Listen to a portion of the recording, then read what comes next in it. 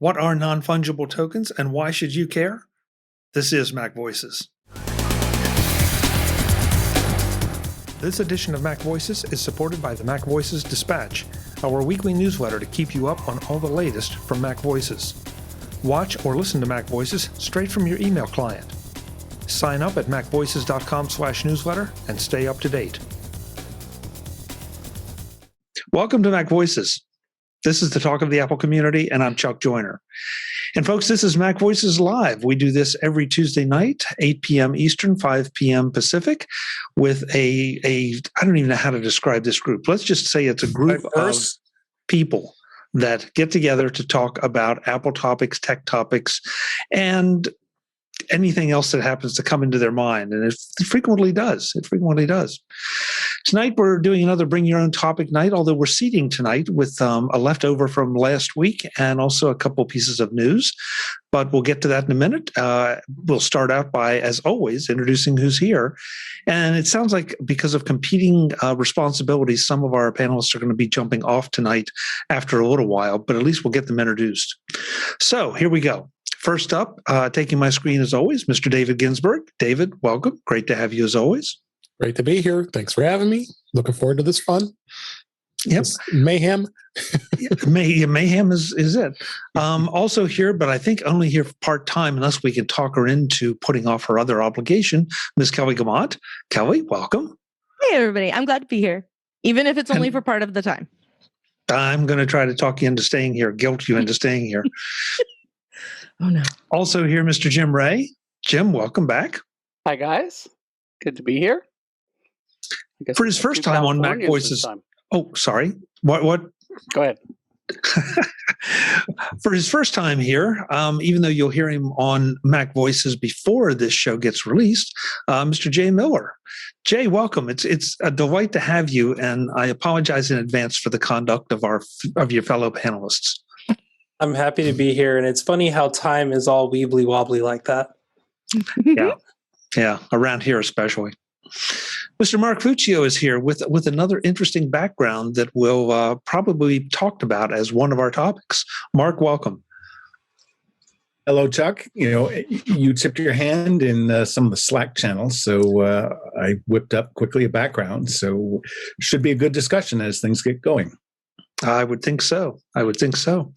Brittany Smith is here, sporting a bit of a new look. Brittany, welcome. It's good to see you.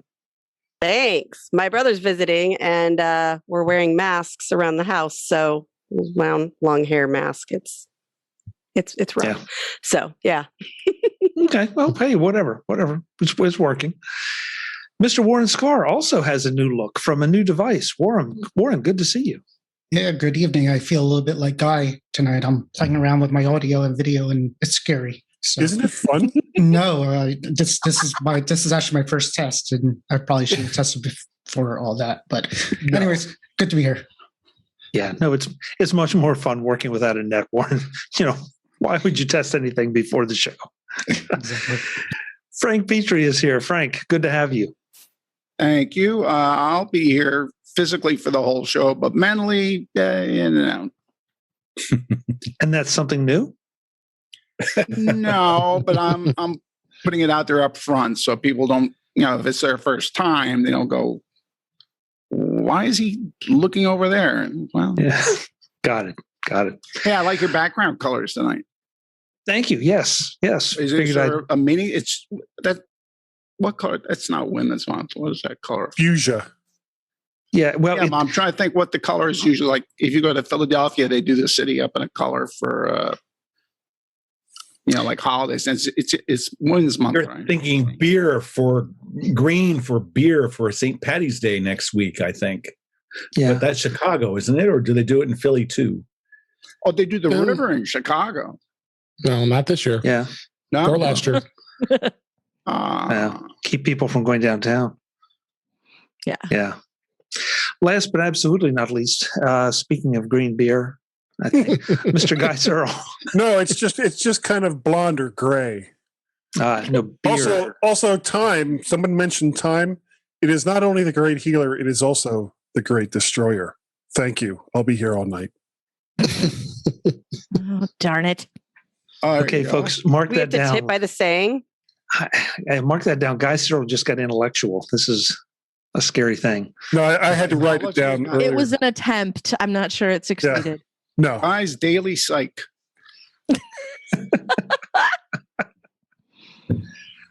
All See, right, folks. You've drained all the color from Warren. Look what you've done, Guy. Yeah. He's muted. Yeah, you're muted. Yeah, well, You took his sound too? How did I get muted? this is my WandaVision episode as well. Oh, all right. Oh man. Yeah, There let's we go. take a show in black and white. There we go. There we go. Yeah. Here we go is right. Now he's a 70s sitcom. All right. And Jerry Mathers as What the are you gonna do Beaver. next? Awesome. I can't wait So to see what- the perm in the 80s episode of Warren Vision. That's 2 weeks from now, right? Where it is. Kelly, remind me to send you a picture of what I looked like in 1978. Okay. Are you sure I want to know? Yeah, Let me put it this way. My hair was very similar to yours. Lots of people's hair was very similar to mine in the 70s. Yes. Yeah. But for most of those people, it was an option. And for me, it kind of isn't. So No, it wasn't an option for me. Of course, I had hair back then. It's questionable. also a different time. Yeah. All right. All right. Let's get to the topics, folks. So Come on. say, It wasn't Yeah. about hair. I don't know how we got to hair, but let's start with Mark's topic because this is one of the ones I seeded to the group. The sudden appearance and rise of non-fungible tokens. And so, Mark, I'm going to ask you to explain not necessarily how it works, but what it is, so that you can kick the discussion off. Okay, so I think a lot of this arose out of some of the Bitcoin technology. Probably people have heard a lot about how the price of Bitcoins has rocketed this past year. Especially since late February or so, when Tesla disclosed that they were buying, I forget, something like $500 million or so of Bitcoin as a place to stash their cash. So that's certainly accelerating use of Bitcoin as a digital currency. Some of the underlying ideas behind it is they have what's called a blockchain, which is basically you can think of it as a cryptographically encrypted and protected recording ledger. So probably most people are familiar if you go, if you buy a house or something, something gets put in the volume and locked into the county's records. Well, that's all paper and pen and ink based. What the underlying blockchain technology allows you to do is create a virtual replica of that, and it's distributed among all the users of it. A lot of people, they talk about Bitcoin mining. That's an essential part of this, is in that it provides financial incentives for people to provide compute power, et cetera, to make some of the infrastructure work. So we don't need to get into that in any more detail. The idea behind an NFT, or non-fungible token, which I think I've heard that more in this past week or 10 days than maybe I've heard the one word fungible in the past decade. And the idea here is you get a digital token that provides you unique ownership of a particular digital right, and it could be a unique painting, so if you're an artist and you create a limited edition, you could guarantee that there are only 100 copies or whatever the target number is, and using an NFT token, you could lock it up so that only the person who is the rightful owner is able to look at and view it. Similarly, if it's a song or video, et cetera, et cetera, et cetera. And these, in many ways, solve some of the piracy problems that exists out there. And maybe the best way to think about it is this is a unique individual level DRM, digital rights management. So, that's where it is. Why Chuck decided to talk about fungible things here tonight, I'd send it back to him, for edification. Well, it's one of those things, and I tell you, one of the things that drove me to this, I've been reading up on it, and it makes a limited amount of sense. I mean, the technology makes sense. It's the idea of why you would do this with a digital asset is what doesn't make sense. But when I heard them making fun of it on the morning news shows, I figured this is a topic that needs to be explained and understood by all of us. And I'm willing to be educated too, because as I understand it, this is something that can be this identification can be placed on something that's already out there. Jack Dorsey, for example, is auctioning off his first tweet so that you can own his first tweet. But the weird thing about it is it's already out there. Everybody can see it. Anybody that wants it can copy it, take a snapshot of it. I mean, I don't even know what that means to own a tweet. And there are all kind of other assets out there that are being tagged with non-fungible tokens and sold or auctioned off. And we're not talking about $5 or $10. We're talking about some pretty serious money here. So, please. Right. So I think, I was just going to say, I think for Jack, I think it's a little bit of a PR stunt, maybe to draw attention to the underlying technology, because I think it's something that they might do when I get to my, topic for tonight. But I think Jay has something to offer, so I'll pass the baton to him. Yeah, Jay. Thank you. I mean, there is a lot of silliness involved in this area, but I think that's as with most serious technologies. You always try to figure out what can you do to have a little fun with something, and then when people have interest in it, then you say, okay, now what can I actually do with this that makes sense? One of the things that really surprised me about using the NFT technology is that they're trying to also work on how royalties work with NFT, so that if I have a token for a certain product, I sell that product to someone else, the original owner has the ability to gain a royalty off of that sell, which I know in this case, when you're talking about a tweet, that's kind of silly and goofy, but it can really start to have a real staying power when you start to think about the art industry, the art world. So if I have a painting and it's nice or whatever, and then I sell it, or if I have a photograph and I license that photograph for a company to use, and then, they license it out for other companies to use, I can now make money off of every time that image is used, not just the first time, which I think in a lot of ways starts to really get people thinking about, how can I use this not just in terms of, hey, it's the one and only, but I know that this one, even if it was copied, even if it was given to someone else, I know that I'm at least being compensated fairly for my work. And there's an album coming out, I think it's Kings of Leon, that's releasing an album in this way as well. And that would be the same sort of thing, I imagine. I don't know if it's going to be digital only or not, but like, for example, if there were a way for me to go, Brittany, this record's amazing, you should check it out, and like hand it to her, like I could if this was a Kings of Leon CD. Look it up, young people. Then Brittany can listen to it, and maybe it's possible that like Kings of Leon gets a fraction of that, from her listen, and then she's like, yeah, that's great, I'm going to buy my own copy, and then gets her own.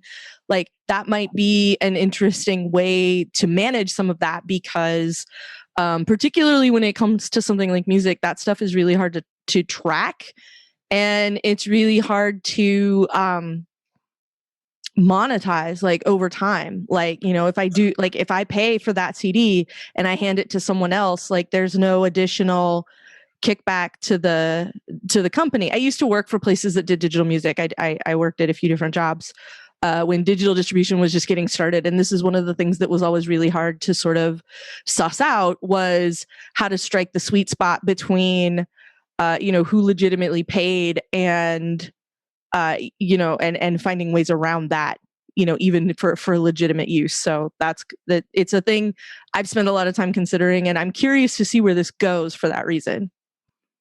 So I want to make clear, and please correct me if my understanding is not right. Jay, you bring up the licensing issue, and I haven't heard the NFTs talked about from a licensing standpoint. One thing, though, Mark said that I did want to make clear, again, as I understand it, this is not an anti-piracy thing. So it's not like that if I own it and I give you a copy, that you won't be able to play it or look at it or anything like that. But the idea of the licensing, I mean, that's an interesting way to look at it. So if I buy a photograph, and then I hand it to Kelly, I don't know that I don't know that there's a mechanism that guarantees that she gets a royalty if that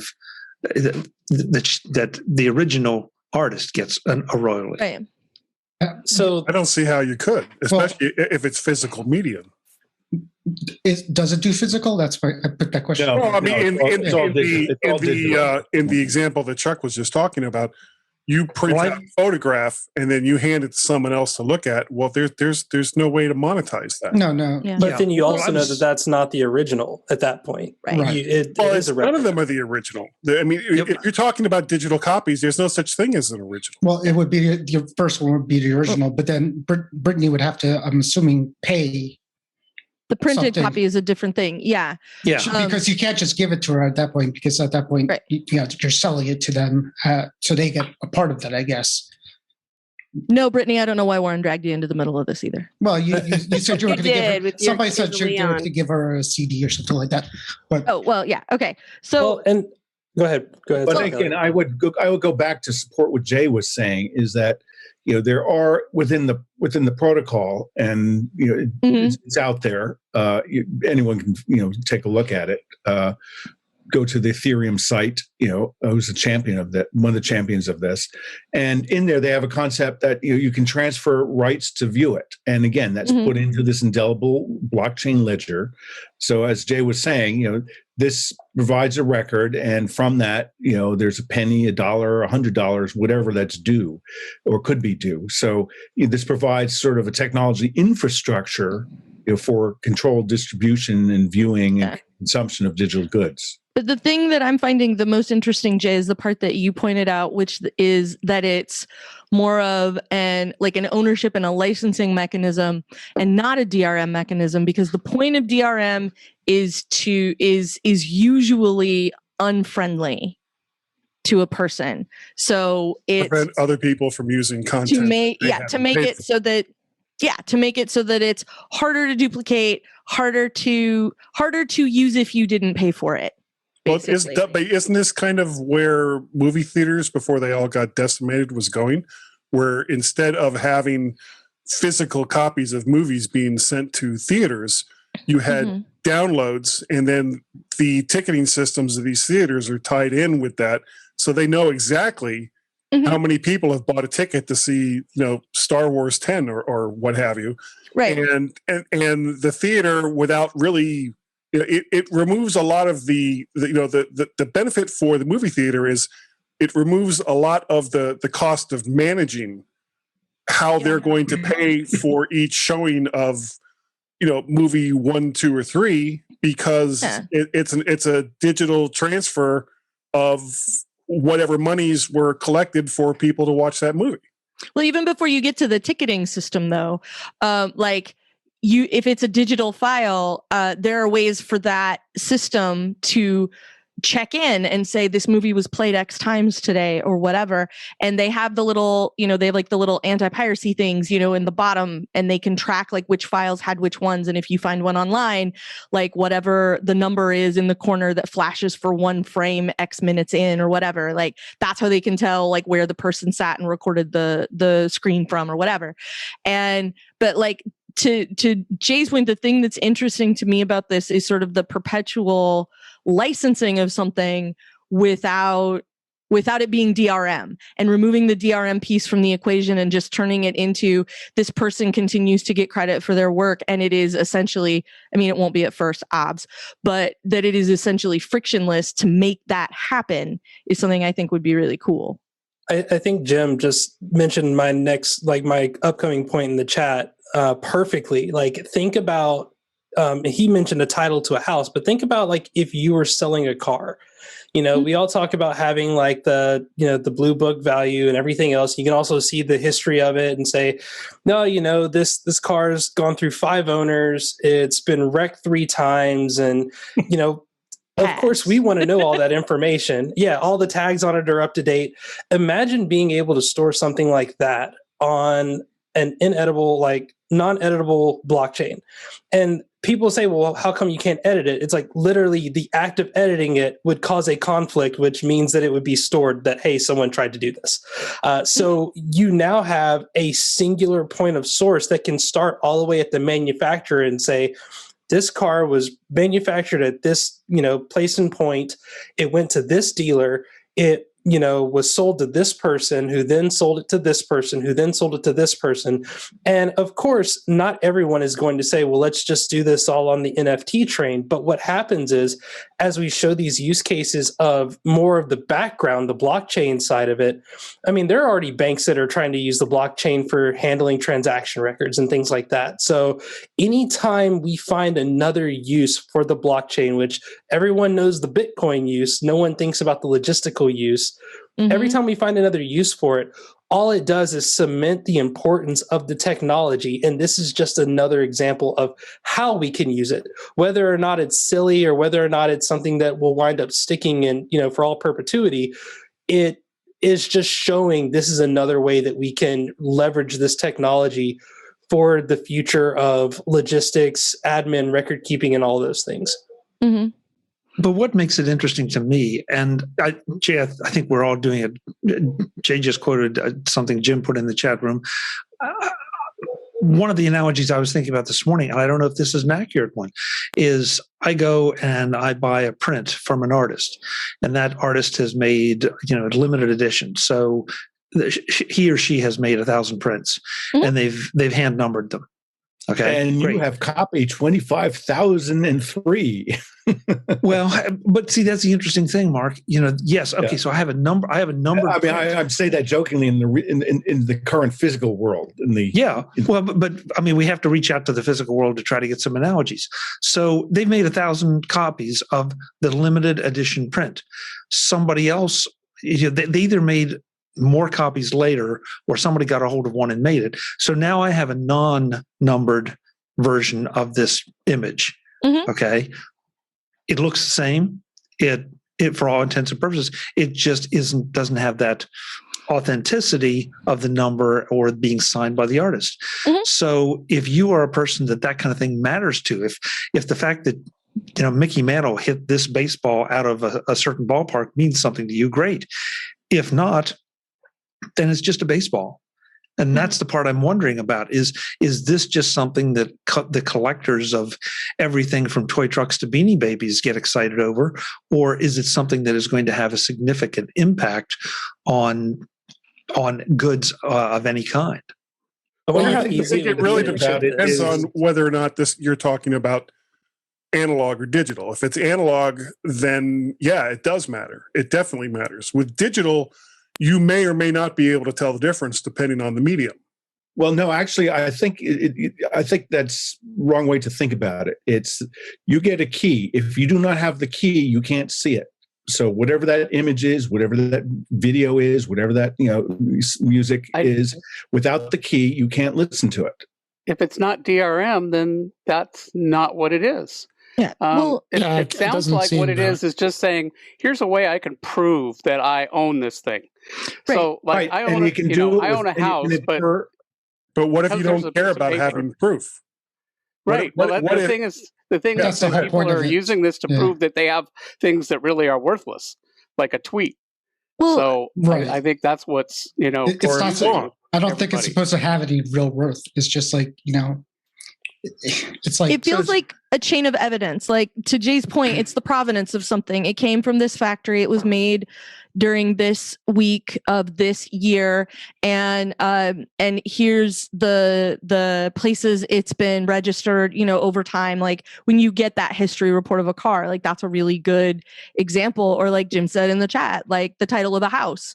When was it built, and how many people have lived there, and that kind of thing. Like, none of that has to do with my perception of the value of the house. It's just, here's the provenance of it. And I think being able to have that be handled in a really clear way that everybody understands, in a way that makes sense to everybody, that it's very easy to verify, obviously, which is the point of blockchain, makes it something that could be a lot more interesting and make some of that stuff a lot easier. Like, what if you didn't have to sign that pile of papers when you buy a house, because you have this other method where you can work through all of that and see all of the things that you need and sort of, accept ownership, or, whatever that looks like. But that piece of it, like for a car, you have to sign a bunch of stuff when you get a car too. And like all of that time you spend at the dealership and everything, like you could eliminate a lot of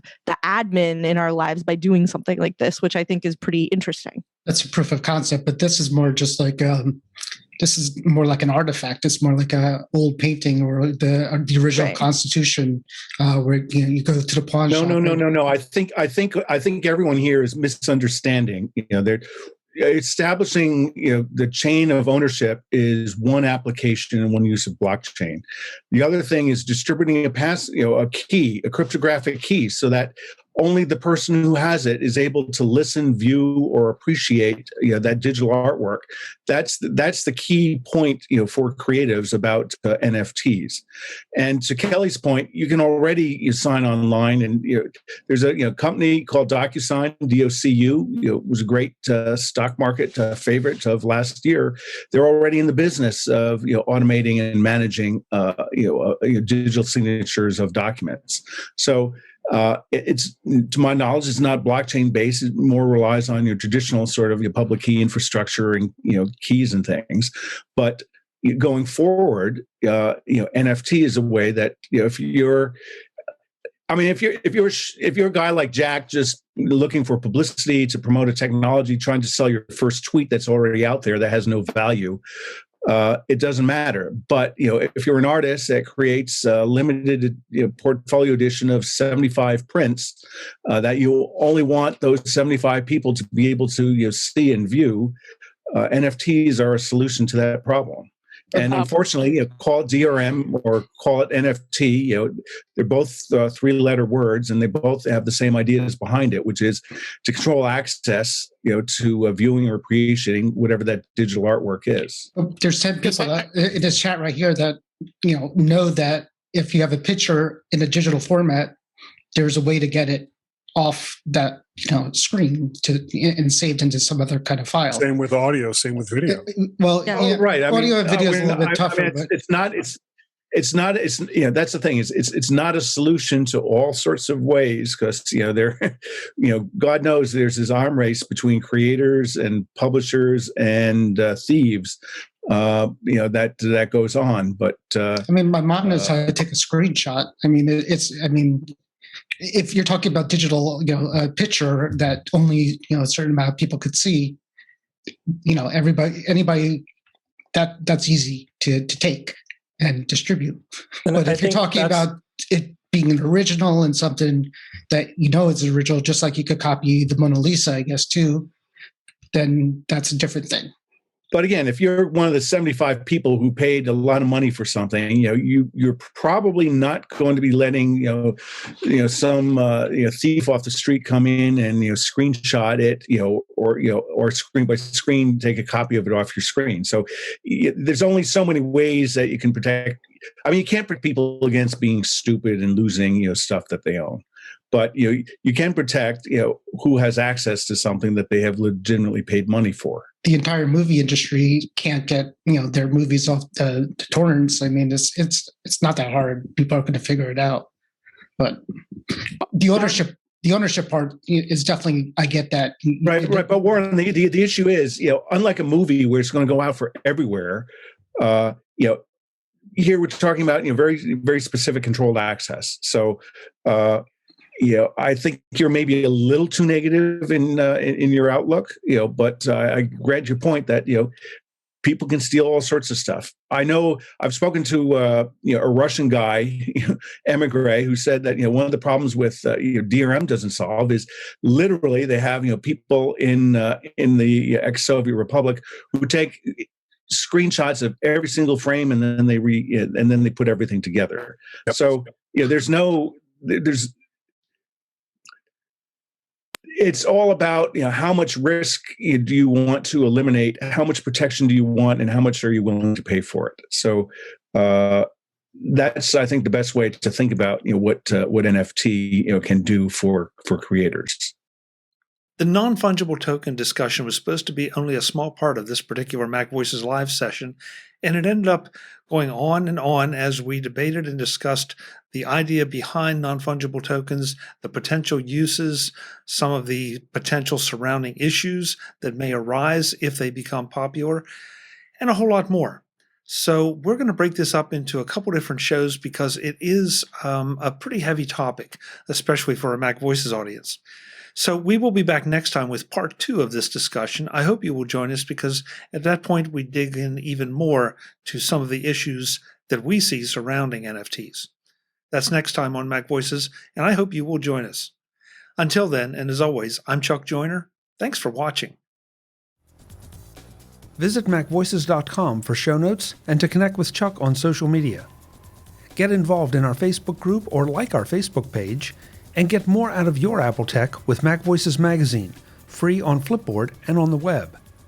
And if you find value in it all, consider supporting us through either our Patreon campaign at patreon.com/MacVoices or by making a one-time donation via the PayPal link on our front page and in the show notes of each episode. You will join these fine people who help bring you MacVoices.